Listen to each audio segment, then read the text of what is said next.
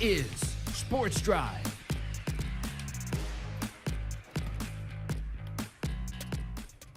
Welcome back into the Sports Drive, everyone. This upcoming Sunday is the Texas Panhandle Sports Hall of Fame ceremony. So today I am bringing on one of the 5 inductees that will be honored this upcoming Sunday. I have with me former NFL defensive tackle, former Palo Duro Don, now assistant coach of the Palo Duro Dons, Ziggy Hood. How are you doing today, Ziggy? Oh, I'm doing fine. I'm just glad school over with right now. Oh, yes, me and you both. Well, I was actually just talking to a coach from Bushland, and I was like, I'm kind of ready for it to start back so we can, football everything. But I'm sure you're ready, to take a little bit of a break from it there. But, I kind of want to bring you on today. Obviously, a huge, ceremony for you coming up this upcoming Sunday, the Texas Panhandle Sports Hall of Fame ceremony. You are one of 5, so you are the 200th inductee into it. First, Ziggy, I just kind of want to ask, just an overview question. Just kind of what does that mean to you? It's a great thing. I'm also in the Palo Duro Hall of Fame as well. So this is also something great to add to my legacy as well. But what I'm doing right now at Palo Duro is trying to put other guys in my shoes to even go further and beyond than what they're capable of doing and probably excel way past what I ever done in my career in life.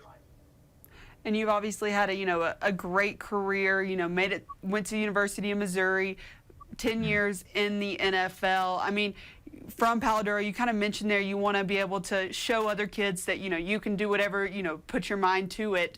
So kind of who were some influences on you when you were in high school at Palo Duro? Who were some of those coaches or adults or figures that you looked at that really helped you get to where you are now? The biggest one you got to be with Coach Parr. He ruled with an iron fist around here. Not only that, his other coaches under him, like Coach Casey, Coach Dunham, Coach Love, Coach Ward, all of them basically was under his tree to follow his lead. Not only that, they coached us hard, but they coached with love as well. Because when they were yelling and screaming and cussing at us, they did it out the purpose of trying to get us better. Absolutely. It's all in love, I'm sure. But obviously, you have those figures that you look at, but it obviously takes a lot of hard work as well. Day in, day out, not just on the football field, but in the classroom, in the community, everything like that as well. So kind of what was your mindset like? You're in high school at Palo Duro wanting to be on that big stage, play Division I, go to the big leagues. Kind of what was your mindset then in high school? Well, the first thing was take care of grades. Both my parents stayed on me heavy about that. When you eliminate the classroom, you don't have to worry about trying to pass at the 6 weeks, or do you need to pass this STAR test to be able to graduate. So going into college, I didn't have to worry about that because that mindset was already built leading up to that point.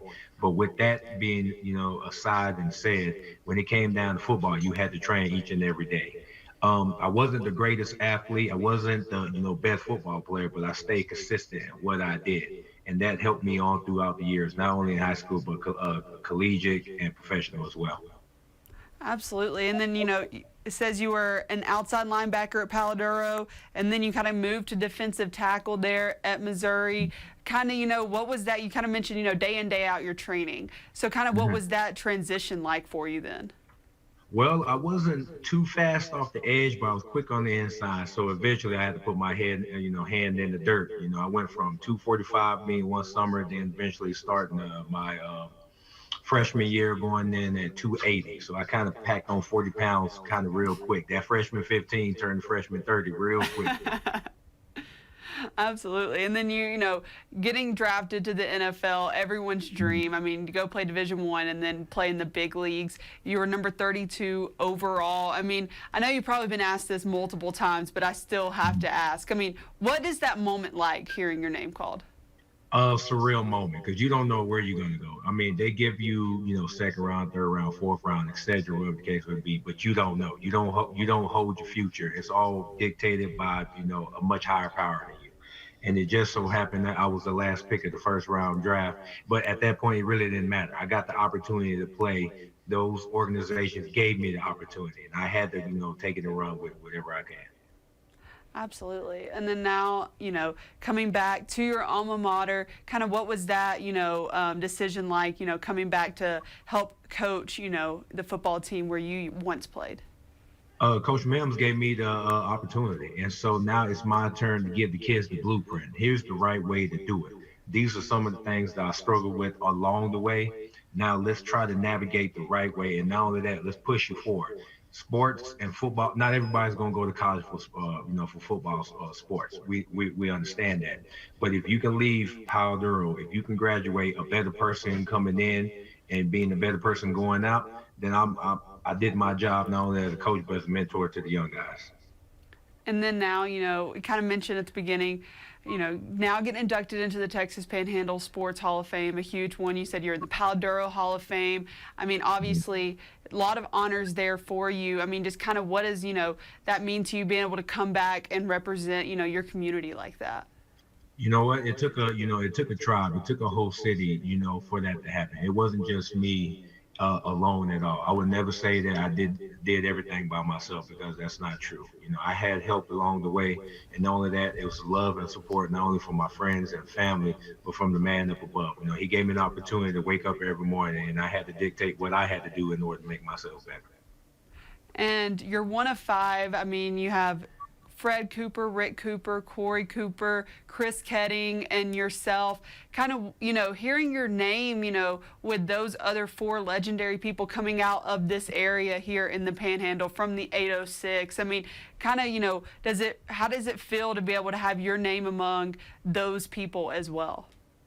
Man, I'm just glad that I'm able to be part of, of a great group of, people like that, and just to share the stage, and not only that, share my name with them as well. It's a great honor. I definitely appreciate them of giving me this platform, a new look, if you want to say, and having that opportunity, not going in, but going in as number 200 on the list, so which is great, awesome. And you've already mentioned a couple times, you want to be able to, help these kids at Paladuro, not even just go play football, but to be better people going out of high school than they came in. Mm-hmm. So kind of, sorry, I kind of lost my train of thought there. I don't know where I was going with that. So, kind of, this is where I'm going. So, yeah, what do you say, especially to people coming from a small area like Amarillo, not even just really Paladuro, kind of what would be your message to somebody, just to be able to believe in themselves that they can do really anything? You know what? We all come from, different walks of life. And a lot of people have given a lot of opportunity from the very start. A lot of people have no opportunity from the very start. It's what you do every day from that point on will dictate how your life will be. If you go around sitting around with me, eventually catch up, and then you have to fight an even more harder upfield battle. But you can take in one day at a time and move forward and get better each and every step. The sky's the limit. Like I said, there's always going to be bumps in the road, but as long as you keep your head down, keep, pushing forward, everything will be all right. That's awesome. Well, Ziggy, thank you so much for joining and chatting with us for a little bit here. Congrats, obviously, on such a huge honor, getting inducted into the Hall of Fame there. But, we'll be at that ceremony on Sunday. Can't wait, to see that, everything, and see everybody getting honored there. It'll be a great time. But again, thank you so much for joining us on the Sports Drive, and have a great rest of your day. No problem. Thank you very much. Of course, and we'll be right back on the Sports Drive.